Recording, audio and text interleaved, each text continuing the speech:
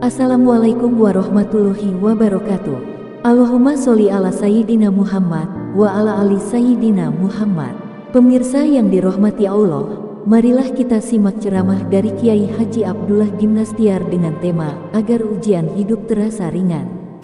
Sebelumnya marilah kita perbanyak sholawat minimal 1000 kali sehari, agar hidup kita penuh barokah dan mendapatkan syafaat kelak. Jangan lupa berikan dukungan kepada channel kami dengan memberikan super thanks seikhlasnya. Marilah kita doakan semoga Ajim sekeluarga dan para penonton YouTube ini diberikan kesehatan dan diberikan kebahagiaan dunia dan akhirat. Amin ya robbal alamin. Bismillahirrahmanirrahim. Assalamualaikum warahmatullahi wabarakatuh. Alhamdulillahi rabbil alamin. Alladzi khalaqal mauta wal hayata liyabluwakum ayyukum ahsanu amala wa huwal azizul ghafur. Allahumma salli ala sayyidina Muhammad wa ala alihi wa ashabihi ajma'in. Segala puji bagi Allah Subhanahu wa taala yang maha baik, yang tidak pernah sekejap pun kecuali melakukan kebaikan bagi segala-galanya. Tidak pernah ada sekejap saja Allah berbuat jelek kepada hambanya. Yang buruk adalah hambanya menzolimi dirinya sendiri. Siapapun yang meyakini Allah maha baik, dia akan menyikapi ujian hidup ini pasti dengan kesabaran. Kita simak uraian dari Imam Ibnu Athaillah 115. Bismillah. Kajian Al-Hikam nomor 115. Sebentar, ini tolong digeser ke sini bapak-bapak ikhwan santri. Silakan Ibu-ibu ikhwan boleh nyaman. bergeser. Mungkin ibu-ibu lebih nyaman kalau bapak-bapaknya lebih maju ya.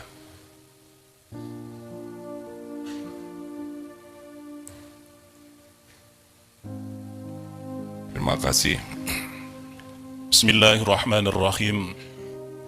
Liyukhaffif alamal bala'i alaika ilmuka biannahu subhanahu huwal mubli laka falladhi wajahatka minhul aqdaru huwalladhi awwadaka khusnal ikhtiyari. Seharusnya terasa ringan kepedihan bala yang menimpa kepadamu karena engkau mengetahui bahwa Allah yang menguji kepadamu, maka Allah yang menimpakan kepadamu takdirnya itu, dan dia pula yang telah biasa memberi kepadamu sebaik-baik apa yang dipilihkan untukmu. Seharusnya terasa ringan bala musibah yang menimpa kepadamu karena engkau mengetahui bahwa bala ini Allah menguji padamu. Dan yang menguji ini adalah Allah, Tuhan kita yang setiap waktu memberikan kebaikan kepada kita. Maka pada bala ini pun adalah dipilihkan oleh Allah sebaik-baik takdir. Walaupun mungkin nafsu kita tidak menyukainya. Pada umumnya kita ingin uang banyak, kedudukan tinggi, dihormati, populer, serba mudah, dikagumi orang. Ya, kita menginginkan serba yang kita anggap baik. Tapi di sisi Allah yang maha tahu segalanya, belum tentu hal tersebut baik bagi kita. A'udzubillahi minasyaitonirrajim. Wa asa an takrahu syai'aw wa huwa khairul lakum wa asa an tuhibbu syai'aw wa huwa syarrul lakum wallahu ya'lamu wa antum la ta'lamun.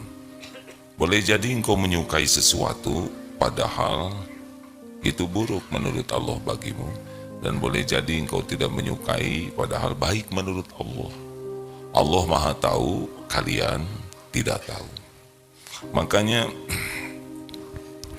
kita akan termasuk ahli sabar kalau kita selalu menafakuri bahwa selama ini kita ini diurus oleh Allah dengan baik.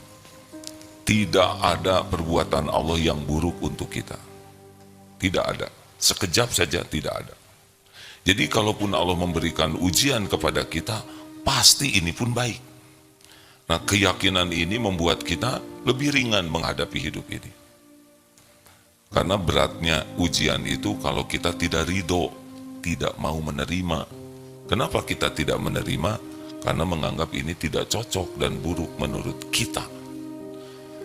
Allah yang menciptakan kita sangat tahu keadaan kita, batasan-batasannya lebih tahu bahkan dari kita sendiri. Allah tahu kadar iman kita, kadar intelektual kita, Allah tahu keperluan kita, Allah tahu segala keinginan kita, baik terucap maupun tidak terucap.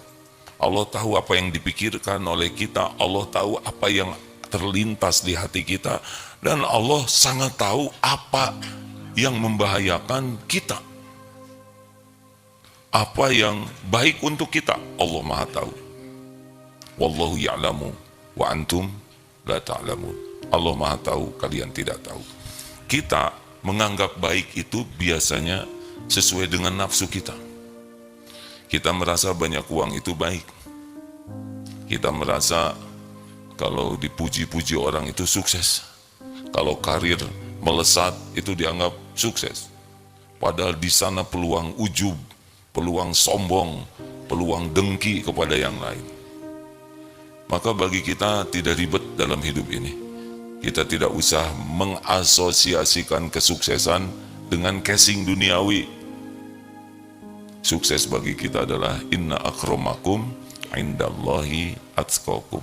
Yang sukses itu adalah yang makin kuat imannya dan makin melimpah amal solehnya. Dah, itu.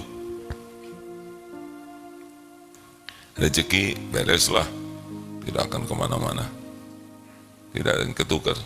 Apa yang untuk saya tidak akan ke teman-teman sekalian, apa yang untuk teman-teman juga tidak akan ke saya. Tapi jadi amal soleh atau tidak, nah itu pekerjaan kita. Rezeki sudah beres pembagiannya, tinggal jadi amal soleh atau tidak. Apakah kita berinteraksi dengan rezeki meningkatkan iman atau melemahkan iman? Apakah kita berinteraksi dengan rezeki jadi amal soleh atau jadi dosa? Itu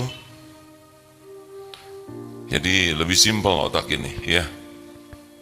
Nah, kita lihat sebuah hadis Rasulullah SAW tentang mayusibu muslima,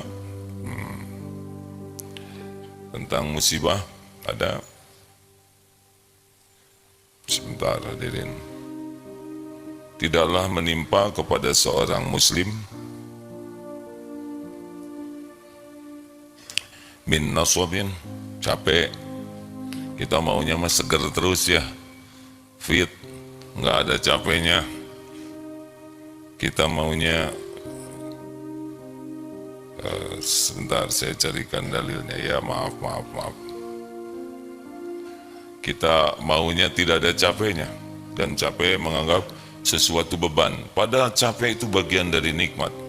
Mayusibu muslima min nasabin wala wasabin wala hammin wala huznin wala adhan wala ghamin hatta syaukati yushakuha illa kafarallahu biha min khotoya. Tidaklah muslim ditimpa letih, lelah. Ini bagian dari nikmat letih itu, hadirin. Kalau tidak kita jadi robot. Pada saat kita capek sekali, kalau kita capeknya dalam kebaikan, maka capek itu penggugur dosa. Tidak usah kita acting, mengharapkan orang lain tahu kita pejuang yang berat. Tidak perlu. Capek jualan, capek bekerja, capek ngurus anak, capek berkhidmat ke suami, capek mencari nafkah, capek bekerja, capek belajar. Itu bagian dari cara Allah menggugurkan dosa.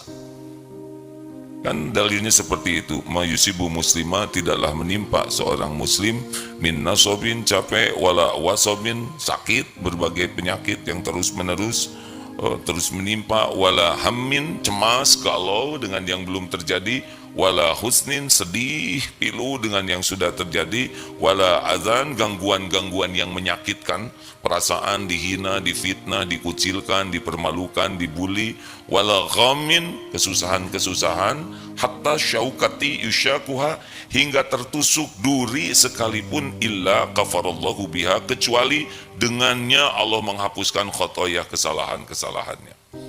Sekali lagi ada berapa? Ada 6 nih. 1, capek, bagian dari nikmat tuh. Jadi yang kedua, sakit, berbagai jenis penyakit. Yang ketiga, cemas, galau dengan yang belum terjadi. Yang keempat, sedih, pilu dengan yang sudah terjadi. Yang kelima, diganggu oleh orang-orang yang menyakiti kita, ya biasanya keperasaan. Dan yang keenam, ghamin, kesusahan-susahan. Jadi nafkah susah, bayar hutang susah, nyekolahkan anak susah, bayar cicilan susah, bayar kontrakan, pokoknya serba susah. Bahkan tertusuk duri sekalipun, kecuali Allah menggugurkan dosanya, menggugurkan kesalahan-kesalahannya. Maaf, ini ada saudara kita yang tunarungu hadir di sini. Adakah? Terima kasih, saya dengar saudara kita yang tunarungu ada? Ada? Masya Allah, ya tidak apa-apa. Terima kasih. Jadi kita akan aktifkan kembali kajian Kamis, malam Jumat, dan khutbah Jumat juga dengan yang bisa bahasa isyarat, supaya saudara kita bisa mendapatkan manfaat. Jadi kalau sudah capek, ya sudah, tidak usah diposting, tidak usah keluh kesah, tidak usah pamer, merasa paling capek sedunia. Padahal Allah membuat kita capek karena Allah menggugurkan dosa kita. Jangan sampai didagangkan capeknya kita untuk penambah simpati orang ke kita. Tidak perlu. Capek, nikmati saja. Jangan, capek nih, kerja tuh capek, ngantor capek, ya sudah, nggak usah kerja. Capek ngurus anak 5, sebutkan, apa gunanya? Orang ada yang nangis-nangis ingin punya anak, dikasih 5, capek lagi. Ya dan yang katanya enggak 5. Kalau Allah ngasihnya segitu, berarti pahalanya luar biasa. Jadi pemimpin tidak boleh mengatakan, saya capek memimpin kalian, turun. Capek tidak boleh didagangkan untuk membuat orang jadi simpati ke kita. Capek itu nikmat dari Allah, digugurkan dosa. Sakit, mulai dari kepala, pundak, lutut, kaki, kepala pusing, hidung mampet, mata jangar, telinga mendengung, sariawan, gigi, gusi bengkak, susah nelen, apapun sakit yang ada pada kita itu pasti menjadi kebaikan kalau disikapi dengan benar. Allah tahu kita ingin sehat, kita ingin fit, kita ingin sehat terus. Tapi di sana ada ujub, ada ria, ada maksiat. Sehat itu kalau tidak pakai iman, peluang maksiatnya lebih banyak. Benar? Tidak usah ingin sakit. Tapi kalau diberi sakit, ridho, terima, tidak usah keluh kesah. Ini pasti baik. Ini yang mengizinkan kita sakit itu yang maha baik. Tahu kita ingin sehat, tahu kita berusaha sehat, tapi toh diberi sakit, ada penggugur dosa di sana. Sariawan, enggak sariawan, baceo, ngomong terus. Halang-halangi oleh Allah supaya tidak maksiat mulutnya. Makanya kalau sakit, ridho, tidak usah komplain. Apapun jenis sakitnya pasti dengan izin Allah, pasti sudah diukur oleh Allah, pas. Tapi dari mana biayanya? Kalau kita ridho, kita sabar, kita istighfar, ada jalannya nanti rezekinya. Ada rezekinya, jangan risau. Asal kita pasrahkan ke Allah, terima. Ingat ilmu benjol, kalau jidat kena genteng bagaimana? Benjol, tidak boleh mengatakan saya tidak terima, karena sudah ada tanda terimanya. Kalau nasi jadi bubur, terima sambil cari cakwe, ayam, kacang polong, kerupuk, kecap, seledri, bawang goreng, dan gepuk.